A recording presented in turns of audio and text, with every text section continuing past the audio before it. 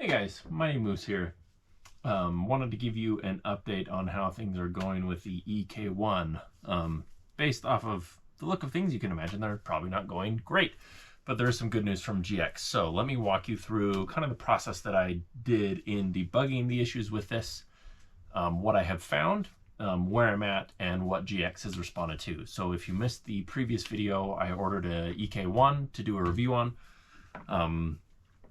The one that I received had clearly been used, the box was damaged, the pump was not functioning, and it would stop working right at 200 bar.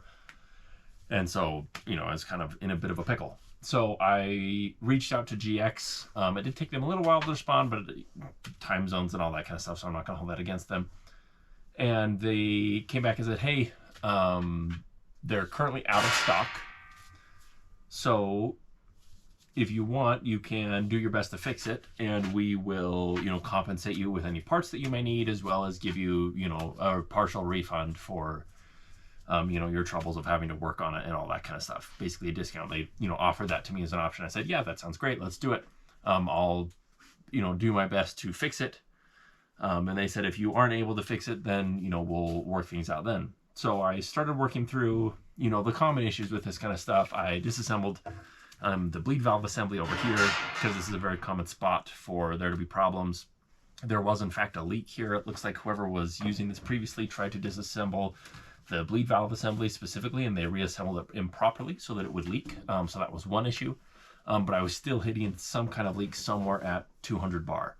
So I took the case off, all that kind of stuff, and started checking with soapy water for a leak. I couldn't find one anywhere. And eventually came to the conclusion that I was leaking air, I believe, out of the back of the housing, which is what goes right here.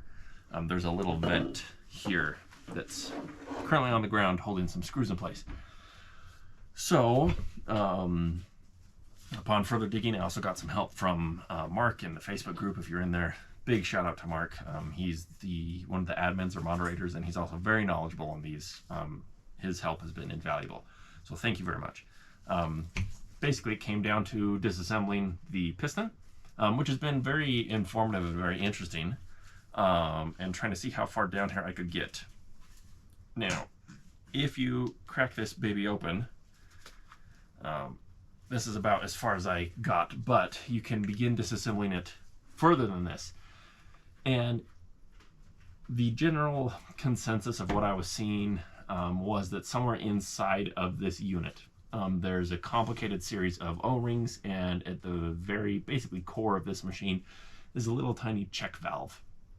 And I believe somewhere in there, there's either a faulty O-ring or that check valve is bad, causing it to not build pressure after 200 bar. So I started tearing it down, following a video tutorial that's out there. I can link that in the description or in the comments if you guys need it, hit me up. Basically making my way through it. And I eventually got to the point where I was watching ahead in the video to see, okay, what's the next few steps?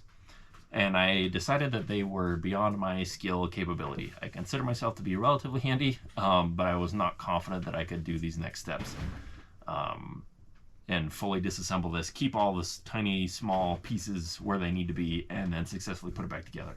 But my original goal was to do that and to see if there are any broken O-rings, a broken check valve. But I just personally got to the point where I was like, I don't have the time, nor the skills, nor the setup to do this. Clearly, I'm not an organized person here. So I reached out to GX, told them the situation. I was like, hey, I've taken this down to the best of my ability. I can't find the leak anywhere. I think it's somewhere further in. So could you just send me this whole unit? That's not really economically feasible for them because, they don't store spare parts over here. So it would be shipping an expensive repair part from China, shipping overseas over to here. So by then the units had come back in stock on Amazon. So they said to put it back together. They worked with Amazon to have a shipper come and pick it up that would not need the box since the box was originally destroyed. So they're just going to pick up the unit. And that's where we're going to go. So that's the current plan. They're shipping me out a brand new one, so things will still move ahead.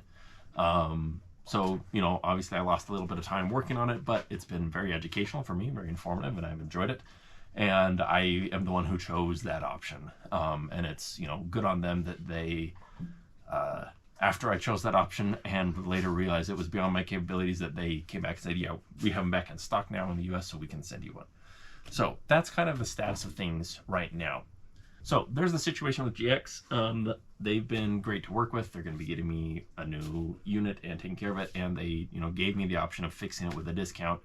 And then after I realized that was beyond me, they were, you know, really good about sending me out a new unit just through the Amazon return. So I appreciate them. Their customer service has been good, as it always has been when I've reached out to them in the past. And I got to learn a bit more about how the inner workings of these are. So I'm going to be doing another video just basically showing me reassembling this and talking through it. So if you want to learn more about the inner workings of these machines, that would be a good one to watch. So I'll probably release these at about the same time, so watch for that. But otherwise, that's where we stand. And hopefully here in a few more weeks, I should have a brand new E-5K1 that I can show off to you guys and let you know how it works out. So thank you very much for sticking around.